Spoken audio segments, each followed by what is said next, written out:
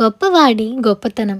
విశాల దేశంలోని రూపవర గ్రామంలో ఎందరో గొప్పవారుండేవారని చెప్పుకునేవారు. అక్కడ ఎందరో సంగీత విద్వాంసులు, మహానటులు, మహాకవులు, శిల్పులు ఉండేవారు. వాళ్ళు పేద సాధుల కోసం తాము సంపాదించిన ధనమంతా ఉపయోగించేవారట. విశాల దేశపు రాజు విజయసేనుడు రూపవర గ్రామంలోని గొప్పవాళ్ళ గురించి విని ఆ ఊర్లో అందరికంటే గొప్పవాళ్ళెవరో తెలుసుకురమ్మని తన మంత్రిని, సైన్యాధిపతిని, పురోహితుణ్ణి, కోశాధికారిని, మరికొందరు ఇతరులను పంపాడు. అందరిలోకి గొప్పవాళ్ళెవరో ఎవ్వరూ చెప్పలేకపోయారు. చివరకు రాజు మారువేషంలో తానే స్వయంగా వెళ్ళి వచ్చి తాను కూడా తన అనుమానాన్ని తీర్చుకోలేకపోయాడు. ఇలా ఉండగా చిరంజీవి అనే మహాజ్ఞాని ఆ దేశానికి వచ్చాడు. రాజు చిరంజీవిని తన సన్నిధికి పిలిపించుకొని ఆయన నుంచి ఎన్నో విశేషాలు విని తనను బాధిస్తున్న సమస్య చెప్పాడు. రూపవర గ్రామంలో అందరికన్నా గొప్పవాడు ఎవరో తెలుసుకుని వస్తానని చిరంజీవి ఆ గ్రామానికి వెళ్ళాడు. మాధవయ్య అనేవాడు చిరంజీవికి ఊరు పొలిమేరలోనే ఎదురుపడి, మీరు మా ఊళ్ళో గల గొప్పవాళ్ళను చూడటానికి వస్తున్నారా? ఒక్కొక్క గొప్పవాణ్ణి చూపించటానికి ఒక్కొక్క బంగారు కాసు తీసుకుంటాను. సమ్మతమైతే నా వెంట రావచ్చు అన్నాడు. ఈ విషయం రాజు ద్వారా ముందే విని ఉండటం వల్ల చిరంజీవి ఆశ్చర్యపడలేదు.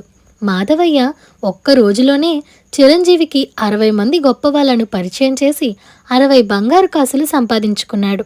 చిరంజీవి తాను చూసిన గొప్పవాళ్లను చూసి చాలా ఆశ్చర్యపడ్డాడు. వాళ్ళు ఆయనతో తాము చేసిన గొప్ప పనులను గురించి చెప్పుకున్నారు.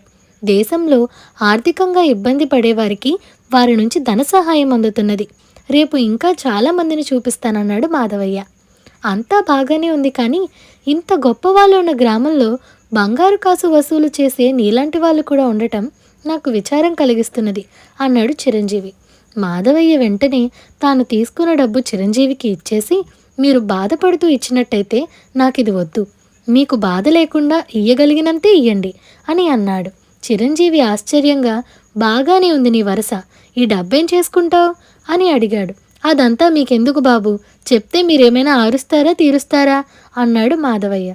ఆర్చగలను, తీర్చగలను, అన్నీ చేయగలను, సంగతి ఏంటో చెప్పు. అయితే నాతో రండి అని మాధవయ్య చిరంజీవిని ఊరికి దూరంగా తీసుకుపోయాడు. అక్కడ కొన్ని గుడిసెలున్నాయి. అందులో చాలా హీనంగా బ్రతుకుతున్న మనుషులున్నారు. ఎవరు వీళ్ళు అని చిరంజీవి మాధవయ్యను అడిగాడు. 25 ఏళ్ల క్రితం మా ఊరికి ఏమీ అంతగా పేరు లేదు. అప్పుడు ఒక సన్యాసి ఇక్కడికి వస్తే ఈ మనుషులు ఆయనను పనిగట్టుకుని అవమానించారు. వీళ్ళ బ్రతుకులు నికృష్టమైపోవాలని, ఎవరు వీళ్లను ఆదరిస్తే వాళ్ళు సర్వనాశనం కావాలని సన్యాసి వీళ్లను శపించాడు. ఊరు వాళ్ళు భయపడి వేడుకోగా ఎవరైనా ఊరు వదిలిపెట్టకుండా బంగారు కాసులు సంపాదించి వీళ్లకు మనిషికి 1000 చొప్పున ఇయ్యగలిగితే వీళ్ళు మళ్ళీ సుఖంగా జీవించగలుగుతారని అన్నారా సన్యాసి. మీరే చెప్పండి, ఎన్ని బంగారు కాసులుంటే ఇంతమంది మనుషులకి 1000 చొప్పున పోగవుతాయి అన్నాడు మాధవయ్య. వీళ్లకు సహాయం చేసి సర్వనాశనం అయిపోతావని నీకు భయం లేదా అని చిరంజీవి అతన్ని అడిగాడు. అందుకే కదండి నేను పెళ్లి మానేశాను. రాత్రి ఏ చెట్టు కిందనో పడుకుంటాను. సర్వనాశనం కావడానికి నాకేముంది? ఇప్పటికి నా సంపాదనతో 5గురికి సుఖజీవనం కలిగించాను. ఇంకా ఎందరికి కలిగించగలనో చూస్తాను అన్నాడు మాధవయ్య. చిరంజీవి ఆ గ్రామంలో ఇంకా ఒక్క క్షణం కూడా ఉండలేదు. ఆయన విజయసేనుడి వద్దకు తిరిగి వచ్చి తన అనుభవం అంతా చెప్పి, మీరు తక్షణం మాధవయ్యకు అవసరమైన డబ్బు పంపండి. ఆ గ్రామంలో అందరికన్నా అతనే గొప్పవాడని నా అభిప్రాయం అని అన్నాడు. దీన జనోద్ధరణ చేస్తున్నాడనేనా అని విజయసేనుడు అడిగాడు. కాదు, గొప్పవాడి గొప్పతనం తాను గొప్పవాడినని తన నోటితో అనకుండా ఇతరుల నోట అనిపించుకోవడంలోనే ఉంటుంది.